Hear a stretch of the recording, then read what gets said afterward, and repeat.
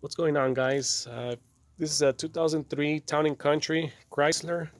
If you're getting the map sensor codes, this might be why you might want to check this video out. I replaced the map sensor right here from eBay, and it would still not work right. So I thought it was the map sensor, a Chinese map sensor. I bought one from a local parts store, and it would still not work right. The van would still give out the code.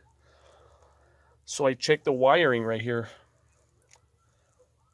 for the map sensor, and the wires melted together. So I fixed that up. I wrapped them up individually. I started it up, and it's still not working correctly. It's still giving out the map sensor code. So I went underneath here. I followed the map sensor wire through the back, which is this one right here. It connects down to a plug, which was this. I unplugged it right now, and as you can see,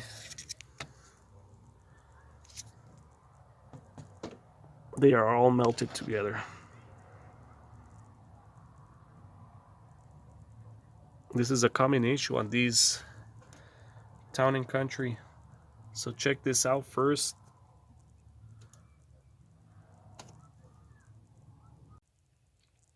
So I installed the new wire. I ended up just buying the new part, the harness, off Amazon.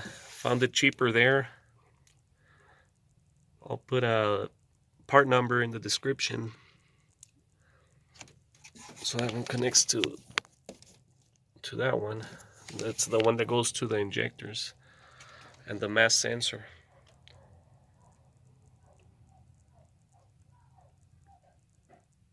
So aside from the map sensor, I replaced both the map sensor and the harness, and it now runs great. So anyone having problems